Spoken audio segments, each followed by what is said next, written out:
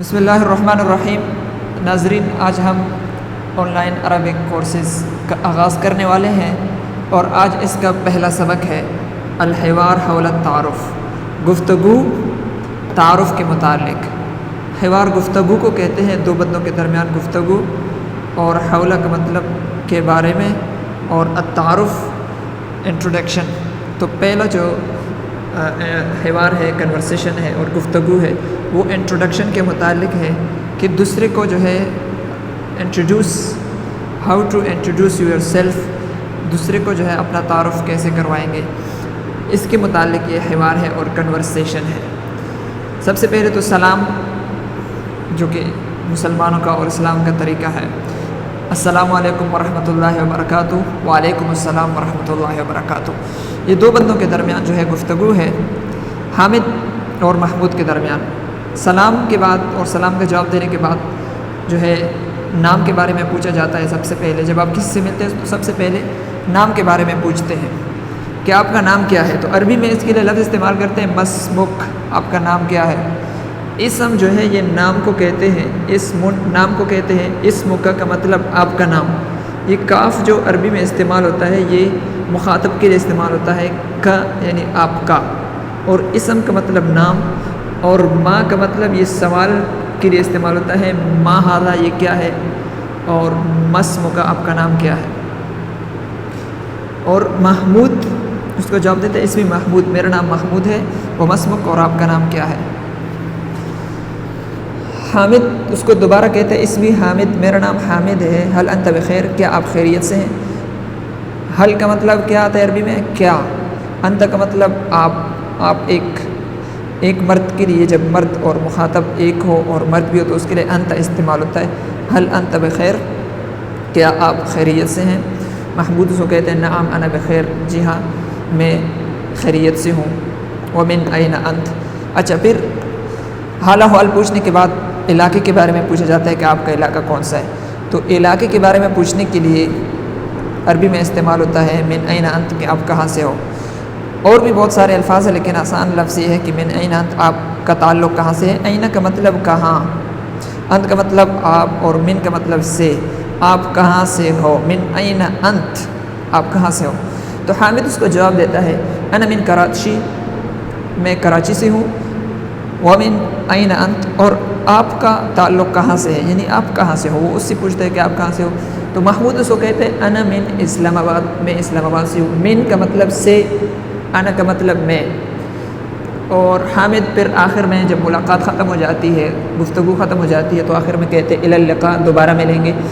الی اللقاء، لقاء کا مطلب ملاقات، لقاء ملاقات کو کہتے ہیں، اور الی کا مطلب تک، انٹل، تو دوسری ملاقات تک، یعنی مطلب ہم دوبارہ ملیں گے۔ عربی میں اس کے لیے ہم دوبارہ ملیں گے کے لیے مختصر جملہ استعمال ہوتا ہے الی اللقاء، کہ ہم دوبارہ ملیں گے۔ اور محمود اس کو کہتے ہیں مع السلامہ، سلامتی کے ساتھ آپ رہیں۔ تو یہ تو آج کا جو ہے حوار تھا۔ اب اس میں جو الفاظ پڑھ لیے، چند الفاظ ہم اس میں سے نکالیں گے اور اس کے متعلق ہم مشق کریں گے تاکہ وہ اچھی طرح جو ہے ہمیں یاد ہو جائے اور اس کا استعمال کرنا آ جائے۔ تو سب سے پہلے جو ہے ہم ماں کو لیتے ہیں، ماں۔ لفظ ماں جو ہے یہ عربی میں کس کے لیے استعمال ہوتا ہے، ماں، یہ سوال کے لیے استعمال ہوتا ہے۔ ماں جو ہے عربی میں سوال کے لیے استعمال ہوتا ہے، کسی سے سوال کرنا ہو کسی چیز کے بارے میں تو اس کے لیے ماں استعمال ہوتا ہے۔ جیسے مثال کے طور پر ما ھذا، ما ھذا کا مطلب کیا ہوتا ہے، یہ کیا ہے۔ ما ھذا یہ کیا ہے، مثال کے طور پر اس قلم کے بارے میں ہم پوچھیں گے ما ھذا یہ کیا ہے، تو اس کا جواب دیں گے ھذا قلم، یہ قلم ہے۔ تو ما جو ہے یہ سوال کے بارے میں استعمال ہوتا ہے، ما ھذا یہ کیا ہے۔ یا مثال کے طور پر ما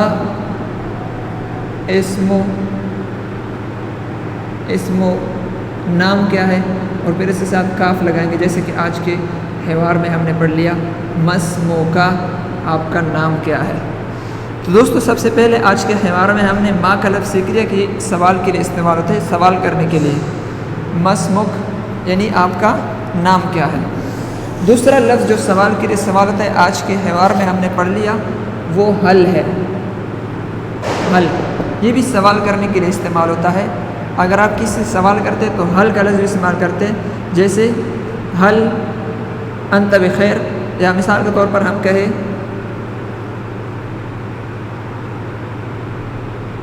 حل ہوا بخیر، کیا وہ خیریت سے ہیں؟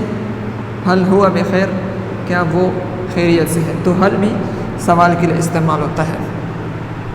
اور آج کے سبق میں جو تیسرا لفظ قابل غور ہے، وہ جو ضمائر استعمال ہوئے ہیں، پروناؤنس جس کو انگلش میں کہتے ہیں، اور ضمائر جو استعمال ہوئے ہیں وہ ہم جانیں گے کہ مثال کے طور پر یہاں پہ استعمال ہوا ہے انا، تو انا کا مطلب ہوتا ہے میں، اردو میں ہم کہتے ہیں میں، تو اس کے لیے انا استعمال کرتے ہیں۔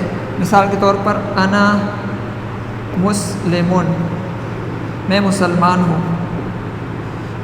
انا پاکستانی، میں پاکستانی ہوں۔ صحیح؟ تو انا کا لفظ جو ہے یہ استعمال ہوتا ہے کس کے لیے؟ میں۔ اور دوسرا جو یہاں پر استعمال ہو گیا ضمیر، وہ انتا، انتا استعمال ہو گیا۔ انتا، انتا جو ہے یہ مخاطب کے لیے استعمال ہوتا ہے، سامنے والے کے لیے، جس کو ہم انگلش میں سیکنڈ پرسن کہتے ہیں۔ تو یہ سامنے والا جب ایک ہو اور مذکر بھی ہو تو اس کے لیے انتا استعمال ہوتا ہے، یعنی انتا کا مطلب آپ ایک مرد کہہ سکتے ہیں۔ جیسے مثال کے طور پر کہیں کہ انتا مسلمون، آپ مسلمان ہیں، یا مثال کے طور پر کہیں انتا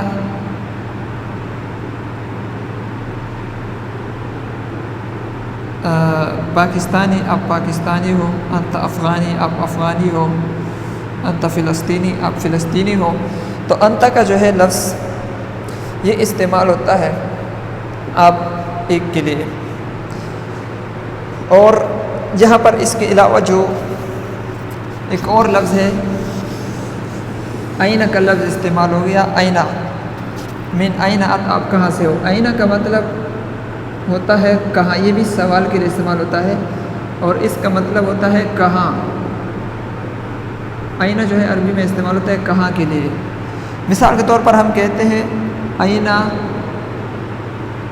قلم، قلم کہاں ہے؟ اب آپ اس کے ساتھ جب یا ضمیر لگائیں، مثال کے طور پر آپ کہیں آئینہ قلمی، تو اس کا مطلب میرا قلم کہاں ہے۔ یہ ای کا آواز جو آخر میں آ جاتا ہے تو اس کا مطلب ہوتا ہے اپنی طرف کسی چیز کی اضافت کرنا، ملکیت کسی چیز کی اپنے لیے ثابت کرنا اور اپنی طرف نسبت کرنا کسی چیز کی۔ آخر میں جو ای کی آواز آتی ہے، مثال کے طور پر میں کہوں قلمی، میرا قلم، یا میں کہوں کتابی، میری کتاب، کراستی، میری کاپی، اور سبورتی، میرا بورڈ۔ اس کے علاوہ بہت ساری چیزیں ہیں، استادی، میرا استاد، عربیتی، میری عربی، لسانی، میری زبان۔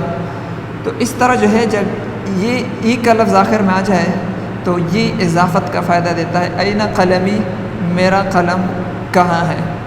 تو دوستو یہ چند الفاظ تھے جو کہ آج ہم نے سیکھ لے۔ ایک تو یہ حوار ہے، اس ویڈیو کو دوبارہ آپ شروع سے دیکھ لیں تاکہ یہ حوار بھی یاد ہو جائے، اور اسی طرح جو الفاظ ہم نے نوٹ کر لیے اس میں سے، اور انہی الفاظ کو یاد بھی کر لیں اور ان کا ترجمہ بھی یاد کر لیں اور ان کو اپنے جملوں میں استعمال کر لیں، کیونکہ جتنی آپ پریکٹس کرو گے عربی میں تو اتنی جو ہے آسانی سے آپ عربی سیکھ جاؤ گے۔